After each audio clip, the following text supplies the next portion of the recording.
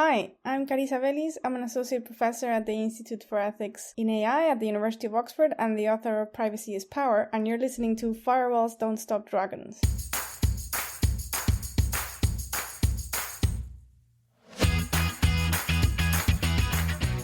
Hello, everybody. Welcome back to Firewalls Don't Stop Dragons. I'm your host, Kerry Parker, and today we have episode 446 for September 15th, 2025. And we've got another fantastic interview with Carissa Véliz, and today we're going to be talking about the ethics of AI. Artificial intelligence is everywhere now, or at least new features that are being labeled as such. You can't see the air quotes in my notes around artificial intelligence, but they're there. It's the latest tech craze that is really much more of a marketing craze. And yet, this technology, things like large language models or LLMs, chatbots, content generators, video, audio, photo generators, really is quite powerful and will certainly have a significant impact on society. But it doesn't really do all the things that the AI companies claim it could do, or at least don't do them well. But we haven't figured that out yet, and a lot of companies are still rushing to replace human workers with AI wherever they can to try to save money, and then, and in many cases, finding out that that really doesn't work the way they thought it was going to work. But anyway, this new version of, by the way, a very old technology, AI as a concept has been around for decades. But these new implementations of AI that are so astounding have been thrust upon it, and whether we like it or not, they're not going anywhere.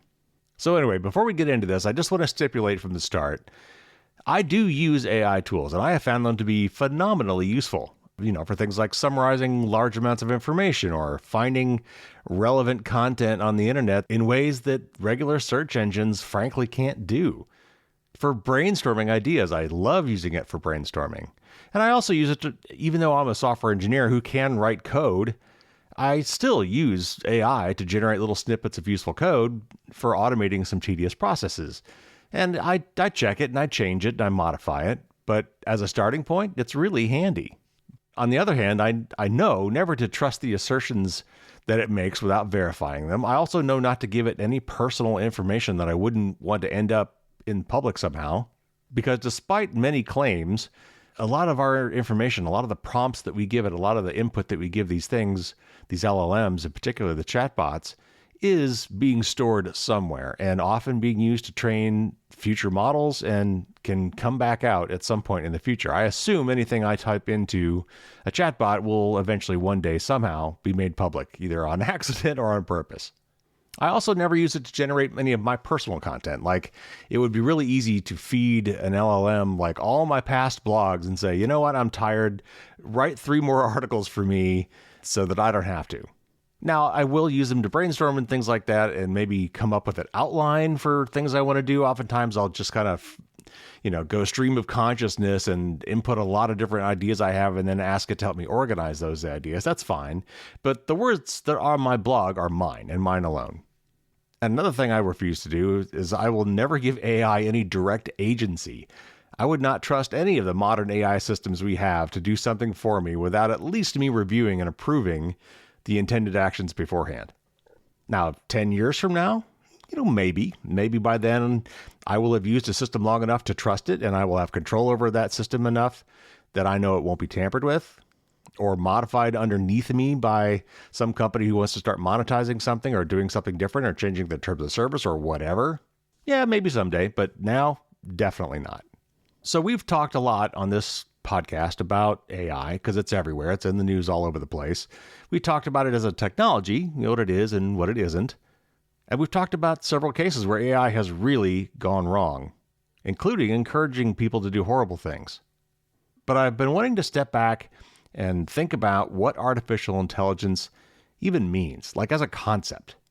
And how does this compare to what we actually have or may have in the foreseeable future? What are the ethics of creating these tools? Just because we can doesn't mean we should. What guardrails can we and should we impose on these tools? Is it even possible to infuse these tools with some sense of right or wrong? Well, these are questions in the realm of philosophy and ethics, and our guest today, Carissa Véliz, is uniquely and supremely qualified to address them. So without further ado, let's explore the ethics of AI with Carissa Véliz.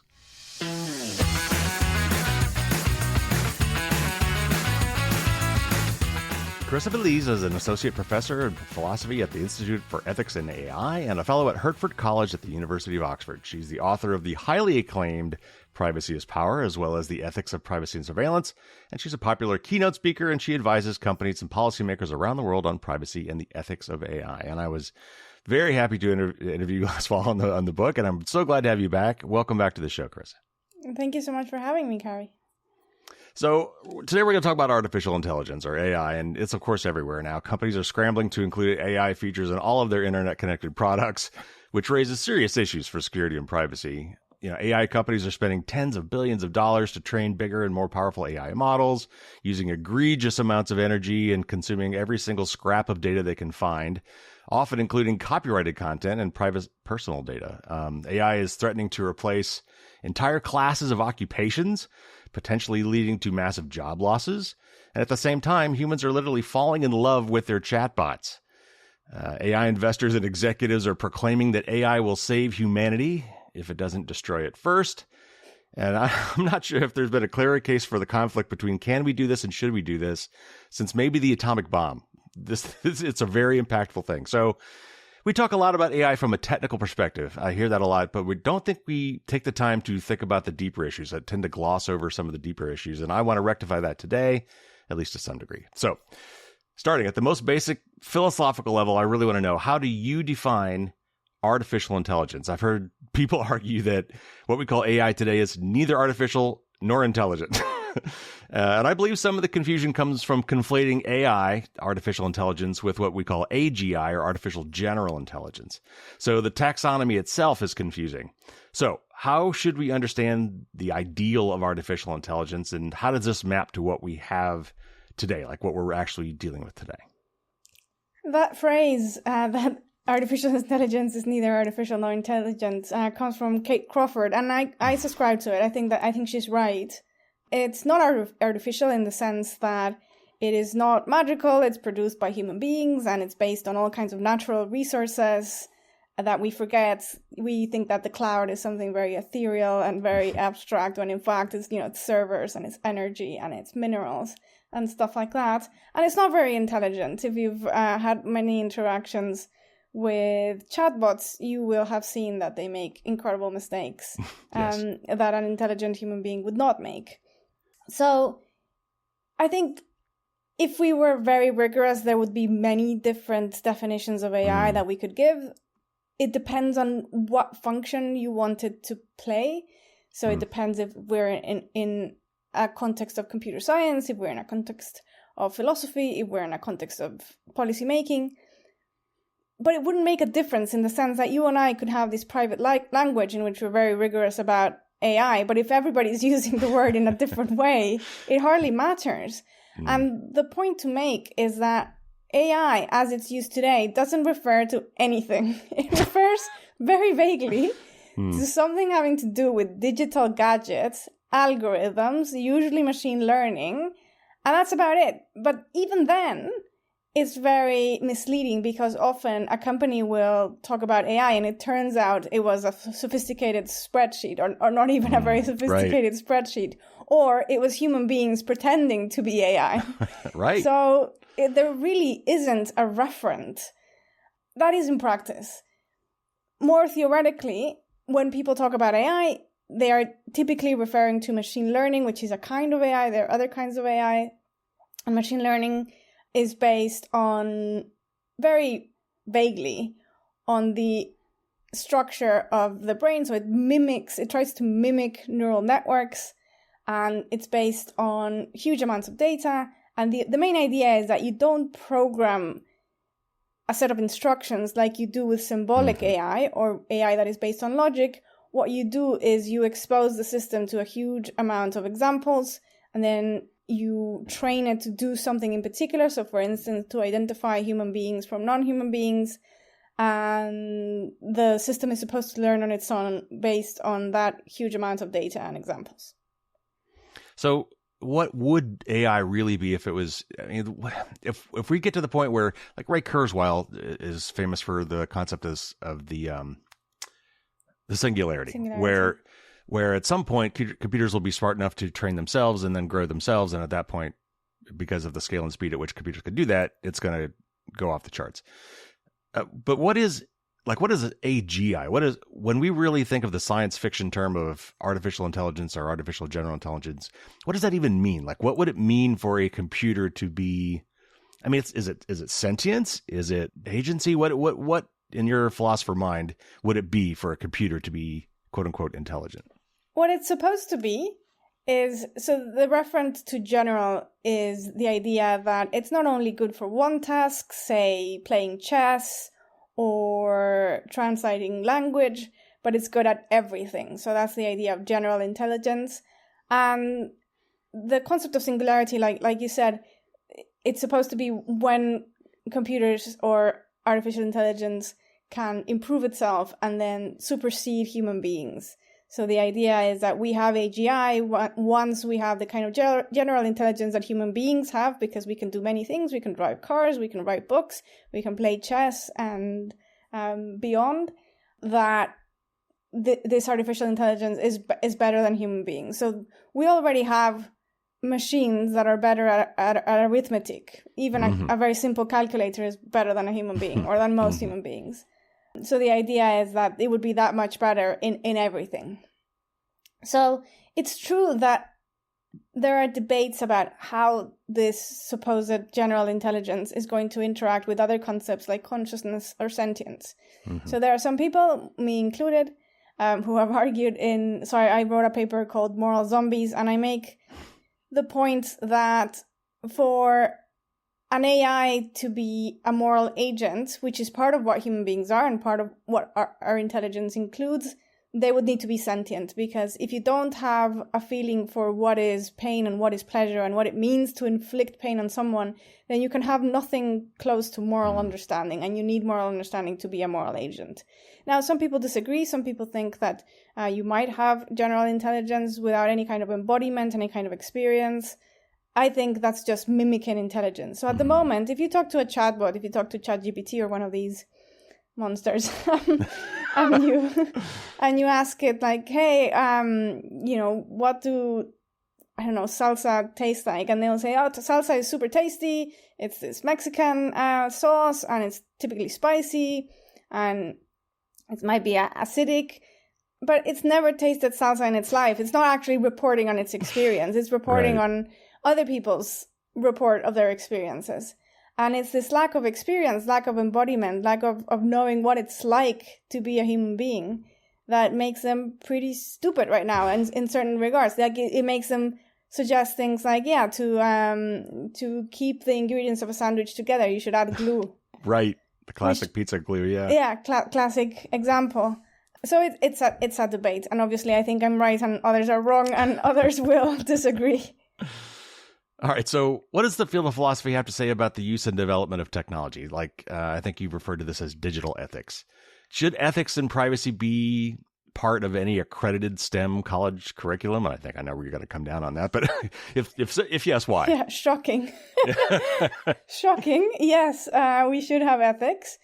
And I think a good analogy is to compare it to medicine. So in the 1950s and even 60s, you could be a doctor and never have an ethics course in your life. And that resulted in pretty questionable practices, from including people in research without telling them, to literally playing with their bodies while they were unconscious under anesthesia. And of course, medical ethics came and changed that pretty radically, for good. It doesn't mean that it's perfect, but it does mean that we have avoided a lot of unnecessary suffering. And for the same reason, I find it quite astonishing that you can be a computer scientist and develop an algorithm that might make decisions on millions of people around the world and never have an ethics course. That's for starters. But we also need structures in ethics. So it's not enough for people to have a vague sense of what ethics is and to be able to identify a dilemma and to have some sense of what's at stake. But we need processes and we need committees and we need diverse people looking at these problems and trying to figure out what can go wrong, how to minimize risks, who are the stakeholders, and giving them a say. So I think the most important element missing in technology today is the sense of giving people control, of giving people autonomy.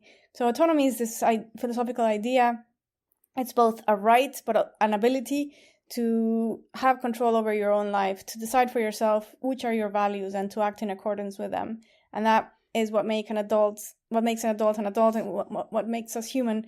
And when you build technology that tends to pretty much enslave that person or trick them or reduce their autonomy, it's very problematic when technology should be giving us more control over our own lives. Well, I also think that, and this is maybe part of the Hippocratic Oath, or maybe I also think of it as being like a financial fiduciary. I mean, there are notions of doing things for the benefit of the user first and maybe only that we're missing, I think, in a lot of technology. There's so many things that we do in technology that is ultimately for the benefit of the company behind it, even though they usually try to market it as being beneficial to you, like gathering all your data and selling it to somebody else for some other purpose. Is that something that we should be adding, or some sort of Hippocratic Oath for AI? Yeah, absolutely. But even more than that, as you say, I think fiduciary duties are even more important than a Hippocratic Oath, because the Hippocratic Oath can be very vague, and most people think of themselves as good people. So, and the Hippocratic Oath can be something as vague as like, don't hurt patients, and like, oh, right, but what does it mean to hurt patients, and who decides, and so on and so forth. But fiduciary duties are very clear. They mean that in a relationship of professional relationship between someone who is very powerful and a client or a patient who is, in comparison, a lot less powerful or in a position of less power, then the professional has a duty to put the interest of the client before their own. Right. And that's something that we get a lot of narratives that sound like it, but actually it's not a legal duty, and therefore people don't follow it. So how many times have you said, have you encountered a banner on our website that says we care about your privacy? Right. And it usually means we don't care at all and we just want your data.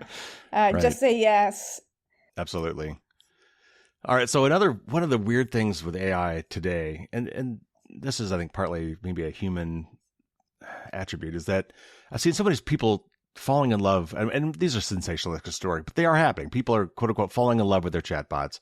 I've seen stories about chatbots going rogue and even blackmailing their administrators, and so on. So first of all, why is it that humans can't resist anthropomorphizing things? Maybe it's just human nature to do so. But second, do metaphors like hallucinations or neural networks or agents, do they just reinforce these misconceptions and kind of undermine the discourse around AI? Well, there's so much to say about that. I think we could spend an hour just on that question.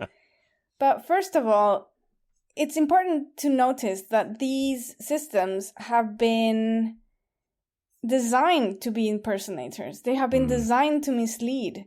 They don't have a neutral design or a design to be as forthright as possible and telling you that they're a chatbot and so on and so forth. No, they use the word I when really there's no one there. They use emotional language. Some of them even use emojis when there are no emotions there. They praise you a lot, too. No matter how stupid you say something, they will say, that's a great question. Exactly. They're very sycophantic. Yes. So they are designed to be impersonators. So it's not only the fault of human beings who anthropomorphize things. It's inviting you to do exactly that. And you have to make an effort not to. So that's the first thing. The second thing is, as you say, we do have a tendency to see agency where there is not. And there are very good evolutionary reasons for that. So imagine yourself in the jungle and suddenly you see a movement in the leaves. It's safer to assume that there's someone there who might eat you than not. Because if you get it wrong, then you just had a bad few minutes. But if you were right, then it might save your life. Whereas if the default was not to assume agency and you get it wrong, then you will be eaten. Between the design that is made to mislead and our tendency to attribute agency whenever there are patterns that are compatible with agency, it's very hard not to have certain emotional attachment to these chatbots that seem to talk like a human being. And I think people underestimate how unstable or fragile our grip on reality is.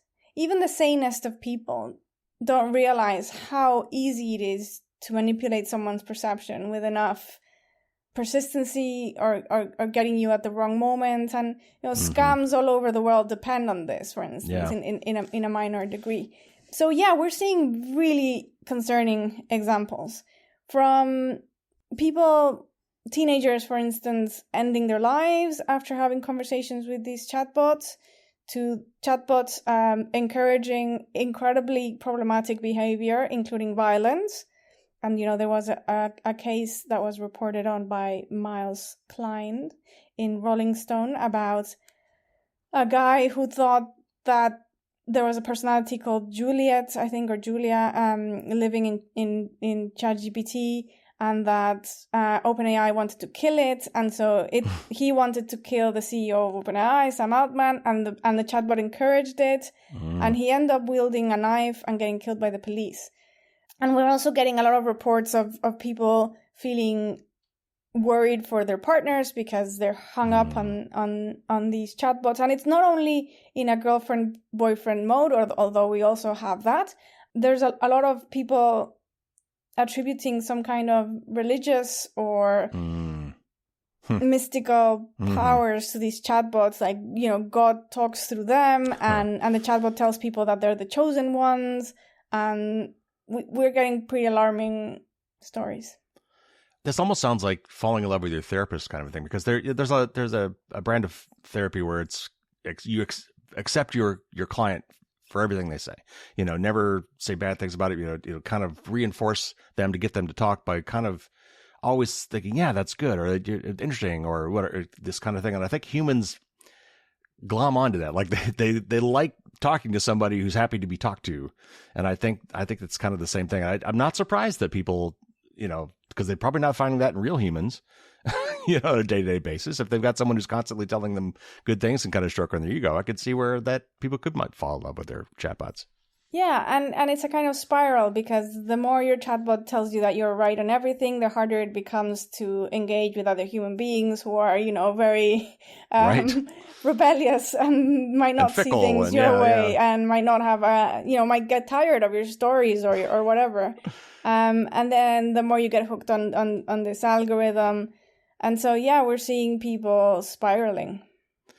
All right, so this next question is kind of weird, and it's very fringe, but the problem with it is that it's held by a lot of the people who are in control of these systems, and it's this really kind of extreme ideology, and again, it seems to be held by a lot of the tech bros and AI investors, and that is this thing called, they've abbreviated it as TESCREAL, which stands for, get ready for this, transhumanism, extropianism, singularitarianism, cosmism, rationalism, effective altruism, and long-termism.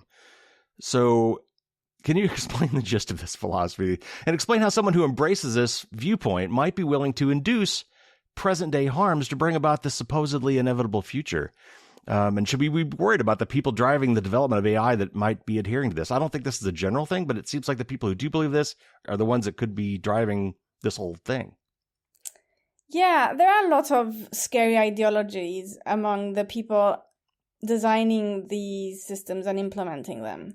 And many of them are very ironical. So one example that is really interesting is that of Peter Thiel, who is a notorious libertarian who has argued basically against the state. And yet the US government has very important security military contracts with this man. Palantir, through Palantir. It's kind of insane.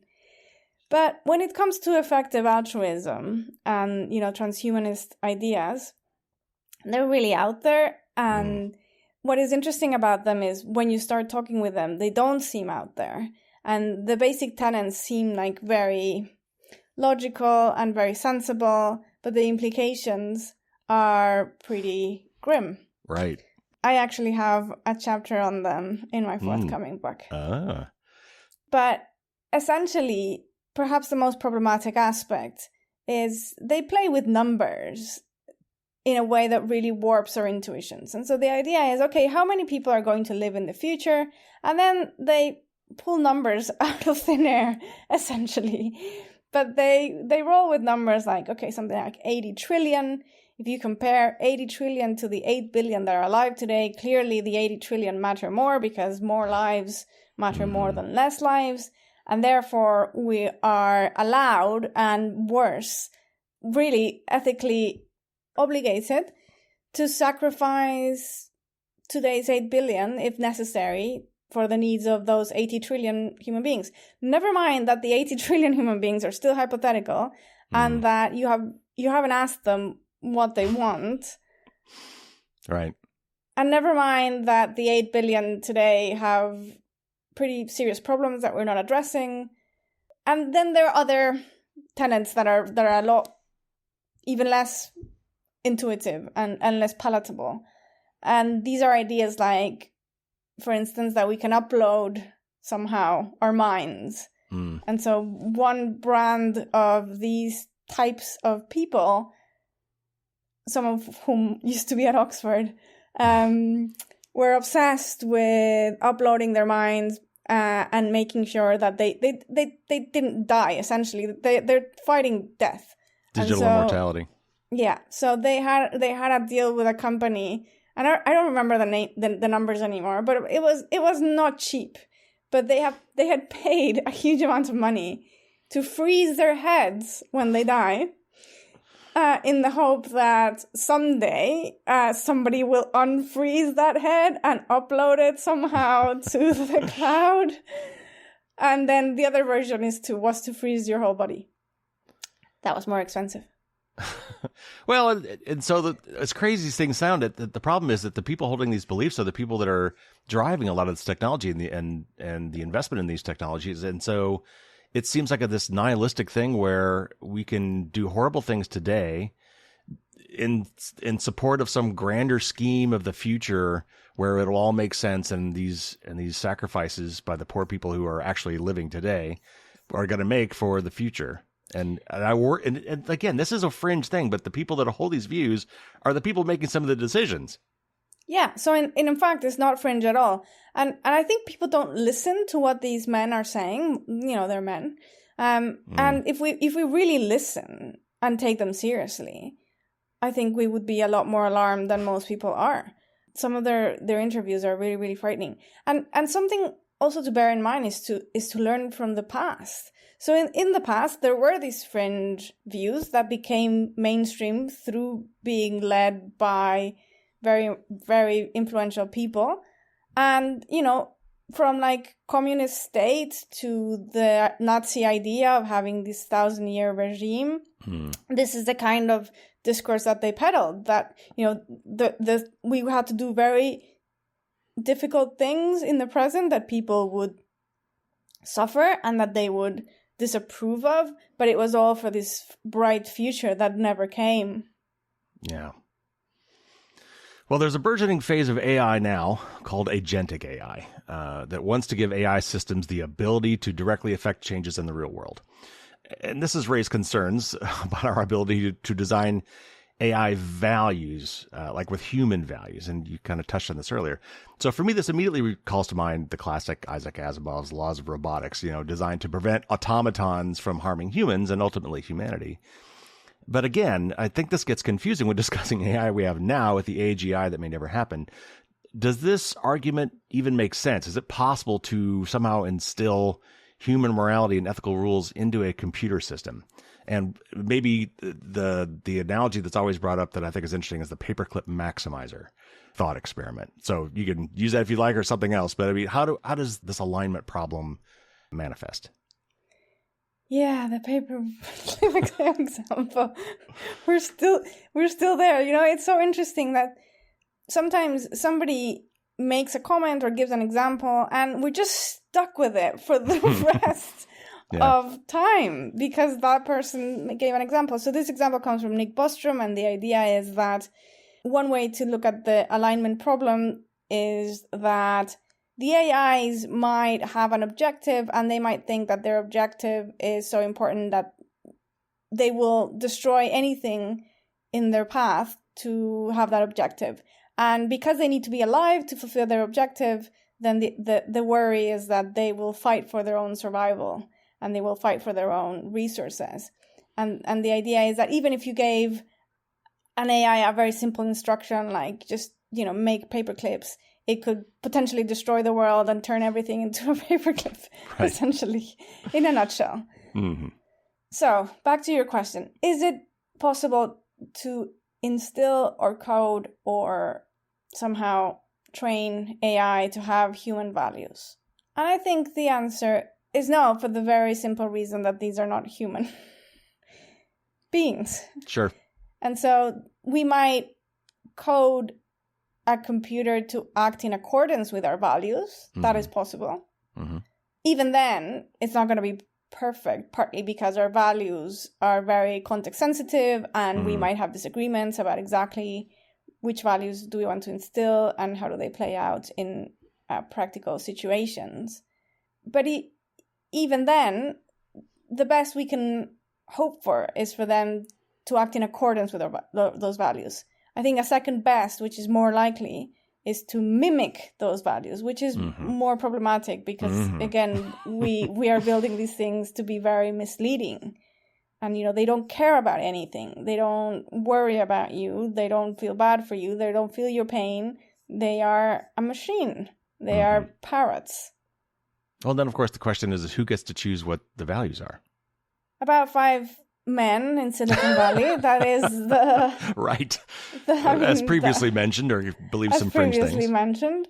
And that's part of the problem, that we need more people building these things, and people with different views and people with different experiences and people with different objectives and only profit.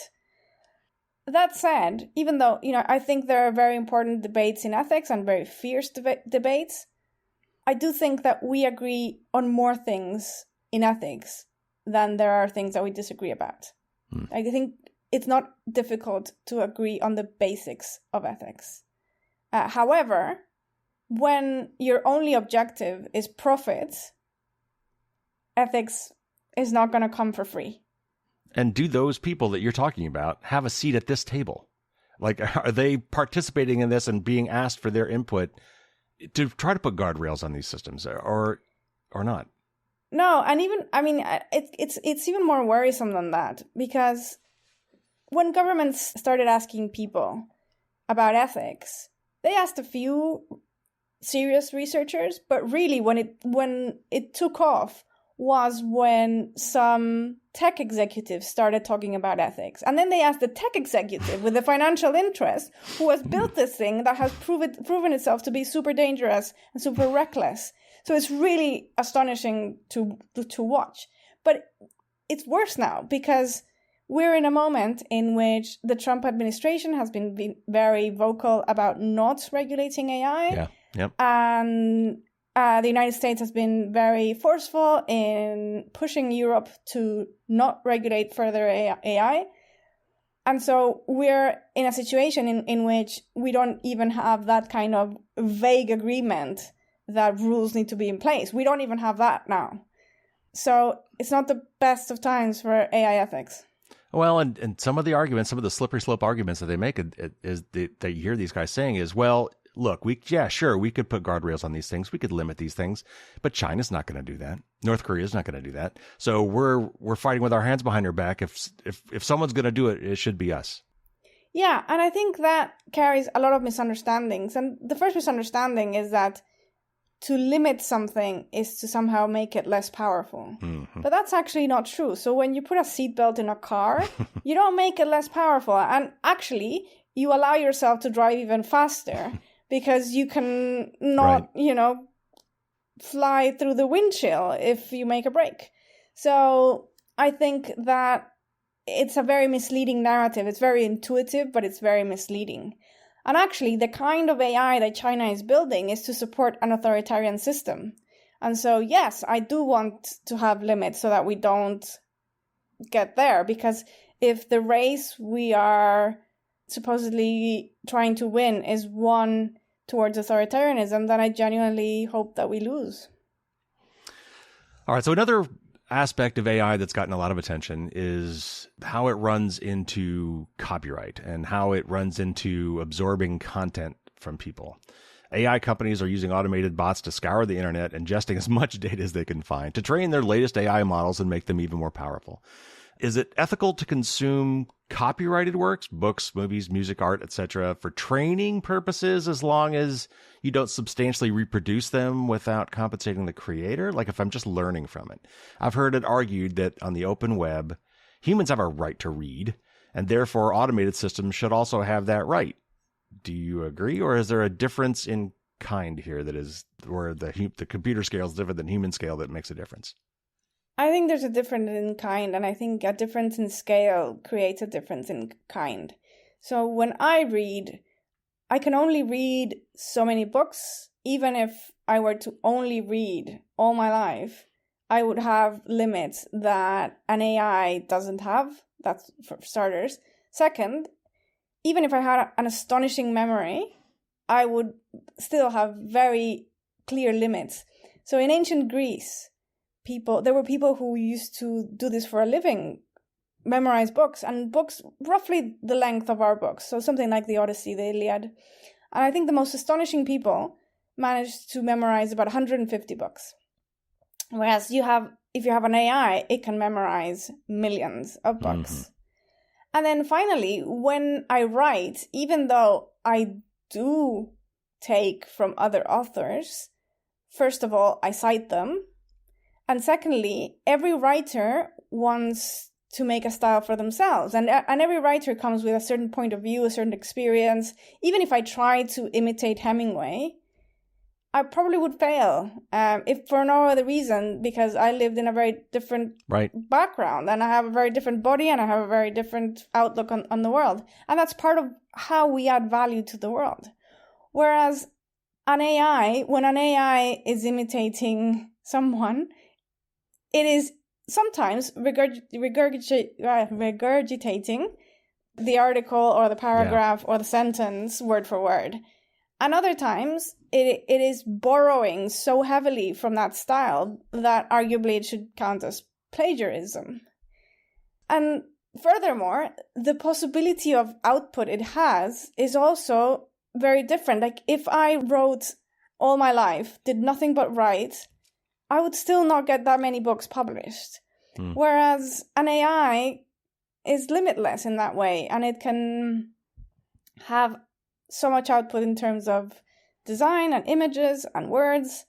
And it's also, how misleading it is. So if you start prompting an AI to give you a character of a cowboy, it will come up with Toy Story, even when you're not asking it to plagiarize. And so you might think that you have this wonderful, if you don't know Toy Stories, you have this wonderful character, Woody, and actually you're just literally stealing from someone. So, I mean, I play devil's advocate here for a little bit. People will say that even humans create derivative works. I mean, they learn, they read on themselves, their own things. They take in their own life experiences. They see art. They go to movies. And so naturally, when they come up with things, some of what they come up with is somehow influenced by things that they've read before. And another argument that's often made is for these tools to be useful, we can't cordon off everything that's copyrighted, or these tools won't be useful. For them to be useful, they need to understand the same things that a human can read. How do we find the line where it's okay for these systems to learn from these things so they can get the breadth of knowledge that all humans would have access to, and yet not somehow completely undermine the content creators for what they do? There are many ways to respond to this. One way that is more tame, I think, is to say, well, we need a system that encourages creation, because otherwise we impoverish the public sphere and the commons. And if writers and artists and filmmakers don't have an incentive to create anymore, they will stop creating. And if they stop creating, that's bad, because we have now enough evidence and experience to know that when these systems run out of data, they start training on their own data, and then they start rapidly deteriorating, because that data doesn't have an anchor to the world. It doesn't come from experience.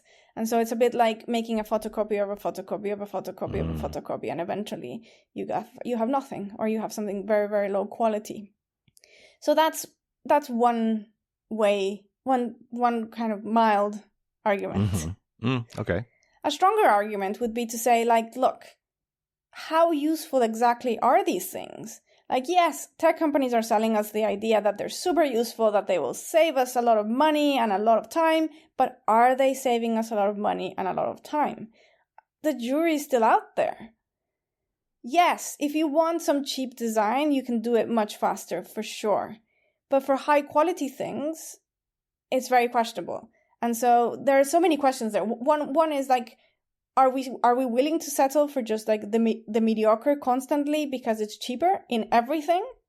Is that a good model of the world? And if not, then how much are we willing to give up for these tools that are not even that great? You know, they are confabulating. So you know, before you asked whether calling it hallucination was part of the problem. And I think it is, because hallucination suggests that there's somebody there having an experience, well, when there's not. So confabulation conveys this idea that it's fabricating false information without having an experience. So yeah, so these systems, are they really useful? Are they saving us time? So I'll give you an example. A few months ago, a journalist contacted me to do a profile on me. I said yes. We had a conversation. The person recorded the conversation, and then they sent me the profile, and it was 100% created by ChatGPT or one of these, because everything was false, everything, and nothing that I had said was on there. And of course, this person was going to publish this, so I felt the need to correct the thing. And so yes, this person saved 12 hours, but I did the job, not the chatbot. So very often when we say that these chatbots are creating so much efficiency, we're not measuring it right. And what I see with companies is that, yes, in some ways they might be a bit useful, but actually they are also so dangerous in their confabulation that you need to check very, very carefully what they do. And if you do your job and check it correctly, then you're actually spending a lot of time. And so it's not clear how useful it is. And the question, I think, is very valid of, are we giving up something more valuable than we're getting in return? Well, I think what we're going to find, I don't know how long it's going to take us to figure this out, but I think what we're going to find is that AI is good in a lot of cases for maybe doing research or synthesizing things, summarizing. It's very good at summarizing, taking data and doing kind of rote processing on it. But as far as creativity goes, I think it would be pretty easy to argue that it's autocomplete on steroids. It's taking something that is seen before and not really extending it. And we are definitely getting to the point now where a lot of what we see on the web is generated by AI. And so now this AI is potentially, because we don't label these things, the AI is potentially ingesting other AI generated stuff, and it's kind of eating its own exhaust. It's like this mad cow disease for data and for creative output. And at some point, we're going to, if we replace humans' creativity, we're going to stop expanding the creative parts of what we do as a people. Yeah, I think that's a good way to put it, that creativity is about, yes, being influenced by the past, but also taking a step forward. And usually AI doesn't take a step forward. It just rehashes the past, perpetuating things like sexism and racism and other tendencies. And anything that is mildly creative is just weird, and often weird in the wrong way. Like, not understanding gravity and not understanding how the world works and why things make sense and what is funny and what isn't, and what is essentially what it is to be a human being. But even in the case of synthesizing information, I mean, that's also tricky, because to synthesize information correctly, you have to know what's important. And to know what's important, you have to have a sense of what matters for a human being. But even more importantly, also, you have to stick to the truth. And so there was a recent case in the UK, an actual lawsuit in which an actual lawyer sent an actual, document to the court. I saw that. And that it included 18 fake cases created by some chatbot. And so it's actually jeopardizing case law. Yeah. Yeah. Well, and there are other problems too. Like it was recently discovered that many LLM chat sessions were showing up in public web searches. And this was apparently due to users checking a rather innocuously looking box that allowed their session text to be indexed by Google and other search engines. And to be clear, that's not what the box said, but that was what the net effect of checking that box did. And so, by its computationally extreme nature, most AI systems require cloud processing for our queries. And that may not always be true. And it's not 100% true today, but it's still largely true. So can we design AI chatbots? Let's, leaving aside some of the things we've already talked about, but if we have them, they're going to be, they're not going anywhere. If we're going to have them, can we do it in a way that preserves privacy? Apple and Proton both think they've done this in different ways. Apple has this thing called private cloud compute, where all these queries are going up, and they're supposedly impossible to associate with the original user. Proton has some thing called Lumo that's new that does this as well. Just by the very nature of what it is it possible to have LLMs be private? Yeah, so the case that you were mentioning is super important, and it was discovered by Chris Stokely-Walker. It was shocking, because if you shared a conversation, say, with your spouse, that also allowed it to be searchable on Google, and that's not intuitive or obvious, or... Mm-hmm.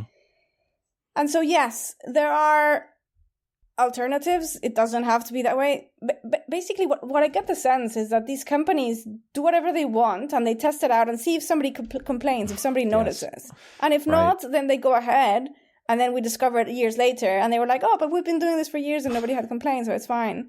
And this is their kind of modus operandi. And so with the examples that you give, Apple is tricky, because sometimes it's been very innovative, but Apple has also been innovative in surveillance, or at least in allowing surveillance. And I would really like to see Apple take a stronger stance on privacy and realize that is part of its competitive advantage. Me too. And I'm not sure it's walking in the right direction. And it's partly a matter of trust, right? Because yes, Apple can say this and that, but we have seen companies say this and that, and they were lying. So it's partly a matter of, what is the business model here? Do I trust these leaders? How have they behaved in the past? And it's a gamble. Proton is much more secure in that sense, because full disclosure, I'm part of the board for the Proton Foundation, but I'm part of it because I believe that they're doing a good job. And, these are scientists from CERN who developed the first encrypted email. And yes, now they have a chatbot called Lumo. And I trust it much more than alternatives, because their business model is privacy. They don't depend on that data, and they wouldn't use it for anything. And, if they collected data that they said they weren't collecting, Proton would be over, right? Right. And so they have a pretty serious incentive in protecting data and being an alternative. But even then, I feel ambivalent towards chatbots, because they have these problems that they confabulate. So even if they're private, not all problems go away. Well, there's been several documented cases of AI chatbots confidently giving completely wrong information and directly leading to harm, not just like, oh, that's weird. It's like Canada Air was recently required to pay a fine. I think it was a small claims court, but still their AI bot gave false information to somebody who was trying to get a bereavement fare and overcharged them, and they had to get money back. And I think you mentioned this in somewhere, maybe an article I read, in Michigan, the state unemployment system falsely accused tens of thousands of recipients of fraud. They had turned AI on their system, said, find me the fraud in these things, and they picked out a whole bunch of people, and it was wrong. And so, these AI systems are often called black boxes because we can't explain how they decide what they tell us. So how do we determine liability for a system like this? How should we decide what applications are even allowed to run on AI without human oversight? Yeah, that's a great question. And it's not a coincidence, in the sense that it's not that we find ourselves in this pickle and now we don't know, who is responsible, and that's a terrible thing. It's partly by design. I mean, sure. Part of what makes these systems so attractive to institutions is that when things go wrong, everybody can say, it wasn't me, it was the algorithm, and nobody goes to jail. And that is very convenient, because it saves you a lot of money, and then it protects you from going to jail. So why wouldn't you use it? Sure. And the case of the Michigan Unemployment Agency is one that I use a lot, because it's particularly tragic. these people were in a vulnerable position. They depended on that money for their livelihoods. The money stopped. They got charged with fraud, and many of them lost their houses, their families, and some of them lost their lives. And there were like 34,000 people. That's a lot of people. That's a lot of people. And there's no way to compensate these people for what happened. Their lives are broken. So who is liable? People are liable. These algorithms are tools. However, and if we make an autonomous tool, then we're still responsible for the tool that we created. So who in particular is responsible? Well, it's a combination. But I think we have to put more liability in the hands of CEOs, because ultimately the buck stops with them. And if they had skin in the game, they would be much better at preventing harm. And the questions that we should be asking is, who commissioned the algorithm, and what was the algorithm supposed to do? And what care was taken to make sure that algorithm did what it was supposed to do and not something else, and not something unfair or biased? And usually the answer to those questions is pretty disappointing. And like privacy harms too, that we don't have privacy laws and there's nobody on the hook for it. And the companies are just running roughshod over our data and waiting until something goes wrong and seeing if somebody can sue them enough to make them change their practices. Same thing. So with AI being used actively for mis and disinformation campaigns, creating deep fake images and videos, and hallucinating randomly, or what was the word you used? Confabulating randomly. How do we know what to trust anymore? Like, what I worry about is that because there's so much of this going on now, what's it mean for democracy when seeing is believing no longer holds? I think it's not just a problem with the things that's getting wrong. It's now the things we're getting right. We don't want to believe them either. And people could choose, it's fake. And I can't prove them otherwise as a regular citizen. Isn't that a real problem? It is a real problem, but we have had that problem before. So before we had photography, how did you know what was true and what was not? And it partly came down to having guardians of truth and editors. And it's a chain of trust. In the end, you have to trust people, and you have to know who you can trust and who you can't trust. And I still trust editors of important newspapers to do their job and make sure that the sources are trustworthy and that the story stacks up. And I trust certain academics. And we also have transparency measures to some degree in policymaking, but also in academia. So if a scientist registers their hypotheses before doing the experiment, that's a good sign that they're doing a good job. So we have to get better at these mechanisms of both that make it easier to identify who is an authority, what are their financial interests, whether we can trust them, what is their track record, and also these mechanisms of transparency that can give us some idea of what's going on, especially with regards to policymaking and public figures. Well, I've seen some really interesting technological solutions to this. I think Adobe's part of this, where they're trying to come up with cryptological means to sign digital content that gives transparency to the provenance of the data, where this picture came from so-and-so and I can prove that it came from so-and-so. So, some people say, well, there are people that just aren't going to use that. Well, I don't care about them, because what I really want to know is if I say I trust this, I want to have a reason to trust it. And I want some transparency on where it came from. What do you think about those kind of systems? Do you think that would help?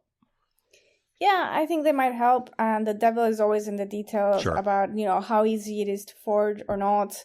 And in the end, I really think that, there are technological tools that can help.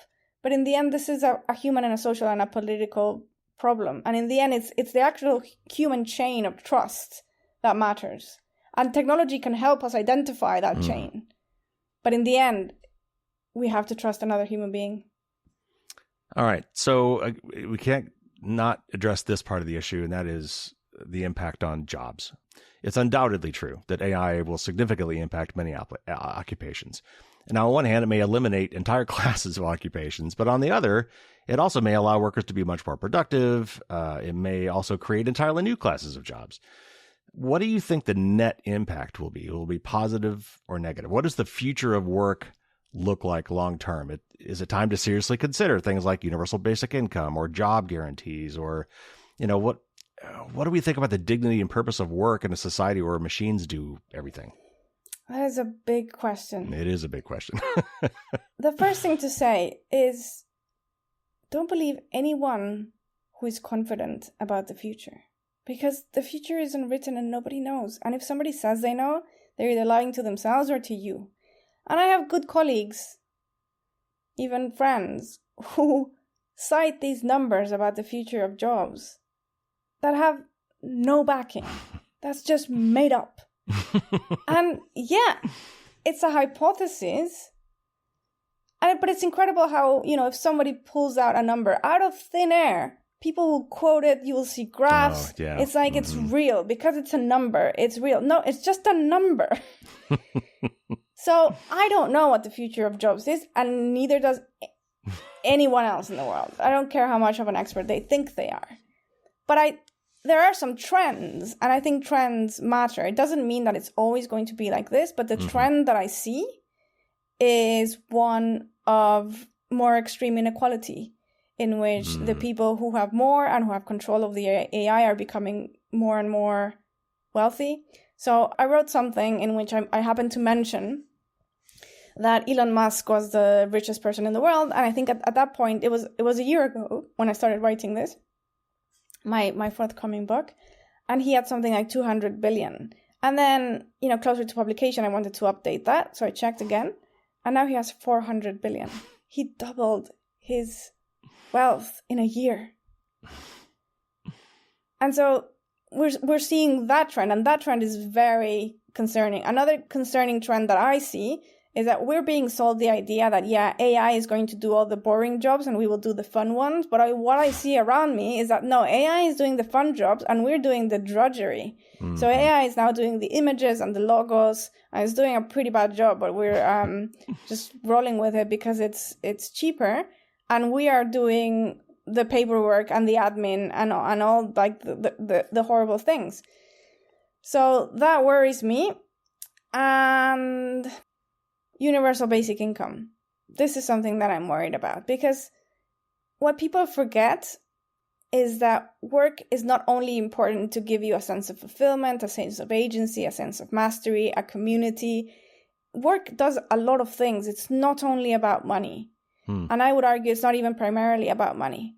But perhaps the most important function of work is the ability to stop working. So when things get really bad, the ability to strike has been very important historically.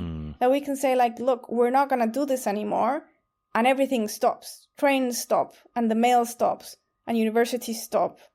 And that forces leaders to say, okay, something is really wrong. Because if people are willing to stop earning money that they need, something must be really bad.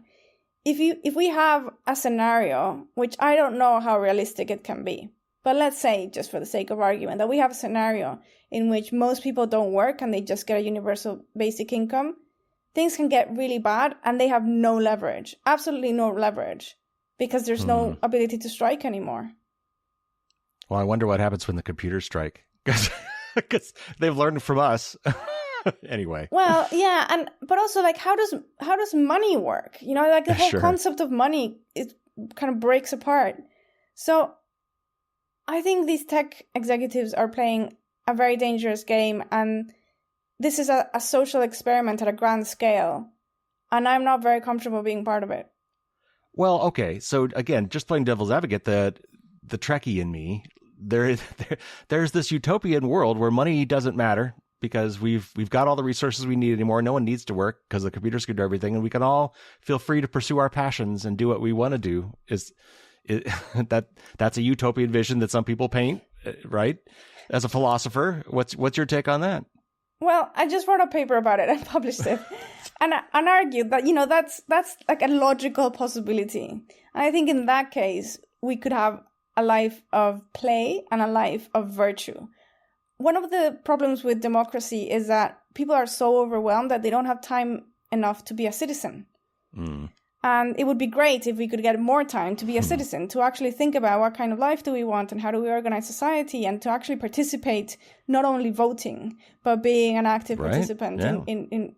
So I think that's a logical possibility. Is that likely? I don't think it is. I don't think that's the way we're walking. Like, what would need to happen for that to change? I think a lot of things.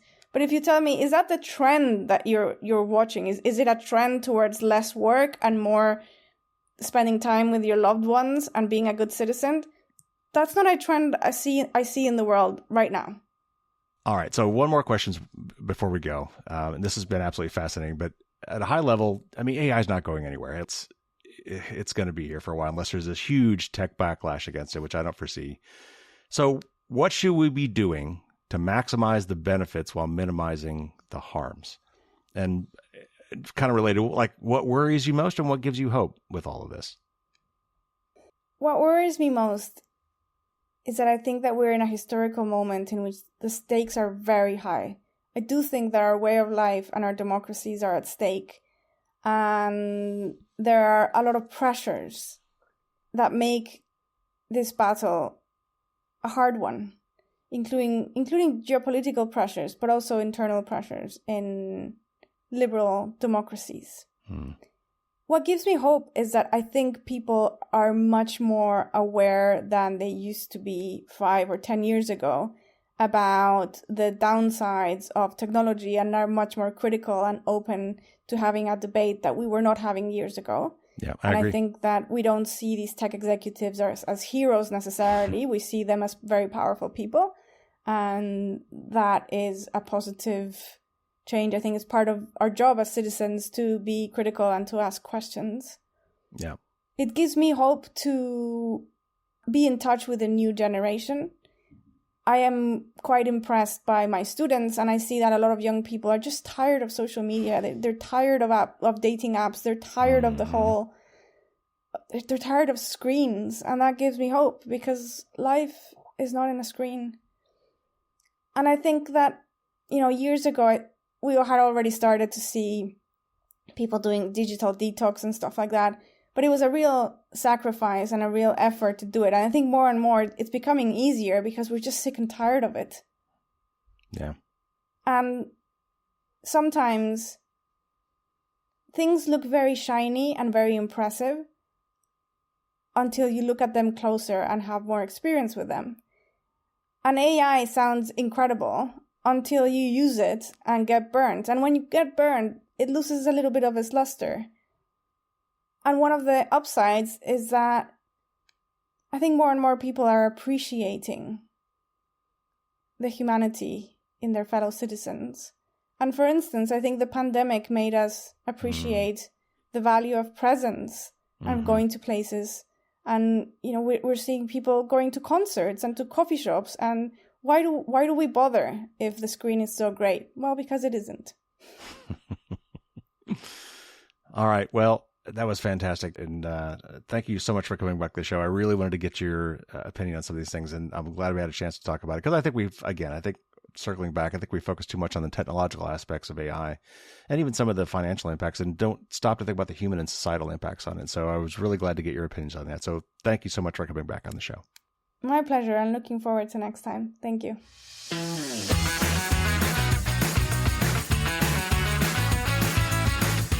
I'm so glad we got Carissa back on the show, and I can't wait to read her book on AI ethics, which should be out next year. And we've already talked about getting her back on the show right before that comes out to discuss the book. Cannot wait. So we did mention Lumo, which is from Proton, the same people that make Proton Mail and Proton VPN and a lot of other Proton products. And they kind of came out of nowhere. I don't think anybody expected this to happen. They came out with their own private chatbot called Lumo. And I have played around with a little bit. I've already got a ChatGPT subscription, so that tends to be the one I use. And the Lumo one from Proton is not automatically a part of any bulk subscription you have, like I have. I've got a Proton family plan that includes many of Proton's products, but they did not include Lumo in that. I'm sure because it costs extra money for them to run. So I haven't played with Lumo too much, but there is a free version that you could use for quite a few queries. So you can definitely give it a try now. I'll put a link in the show notes. But we're also going to be talking with, like I said in the interview, Eamon McGuire, who is the head of AI at Proton and behind this project. So I'm really looking forward to that. That'll be coming up not too long. But I find it really interesting and encouraging that there have been a lot of projects recently coming out that have focused on openness and transparency and being really, truly free, and in some cases being quite private. There's been a couple coming out of Europe, actually. There was one that was Venice.ai, which I haven't played with too much. There's another called Apertus. And again, I haven't played with these too much, but the idea being that they're truly open and for the public benefit, which I think is great. But I think we need to face up to the fact that AI is going to be yet another marketing bubble. I mean, again, there is something to this technology. It will have places where it will make us more productive, and it probably will have significant impacts on the job market in one form or another. I think a lot of companies are overly optimistic as to how it will replace employees and save them money. I don't think that's going to pan out the way they think it does. But it will have some impacts, and I don't think we really know what those are going to be yet. But from a marketing perspective, I'm not sure how much longer this financial bubble is going to last. I would, if there's a way to divest myself of AI-based stocks, I would consider doing that sometime in the near future. But anyway, it was so great to talk to Carissa about this topic, and it was great to really kind of go deep on the subject and think about it from a higher level perspective and, try to ignore some of the technological aspects and just really think about what it is we're doing here and why we're doing it and how we could angle for better outcomes. So for the patrons this week, I will, of course, have some bonus Q&A with Carissa. We talk about the concept of AI has been around really since the 1950s. And so I ask, what have philosophers in the past said about AI? What did they get right? What did they get wrong? And I know that philosophers are often big on thought experiments, right? They set up certain situations to force us to think about things. And I think that has a lot of analogs with science fiction. A lot of science fiction books do that as well. So, I kind of ask her if philosophers ever get inspiration from sci-fi. I know that her book, Privacy is Power, has been referenced by policymakers. And so I kind of asked her if was an intended audience? Like, was she writing the book for policymakers? Not just this one, but her upcoming book on AI ethics. And then we kind of talk about ways in which we might, touch grass, get away from screens, and why that might be good for us. So all that will come on Thursday, as usual, for the patrons. So next week, we'll have a new show as usual, plenty to cover as always. And then we've got more great interviews in the pipeline. We'll be talking with the CEO and founder of Ente, whose company makes a very private and multi-platform cloud storage app for photos, as well as a really good and totally free authenticator app. We'll talk with Paul Roberts about secure software, in particular with IoT. And as I mentioned, we'll be talking with Eamon McGuire from Proton about Lumo and AI privacy in general. And we'll also be talking I got several interviews lined up coming up, talking about infrastructure security along the lines of Josh Corman's Undisruptible 27 and the DEF CON Franklin project, and many, many more. So if you haven't subscribed, make sure you do that, and then you won't miss any of that. All right, that's going to do it for this week. Take care, everybody. Stay safe out there. And until next week, as always, don't get caught with your garbage down.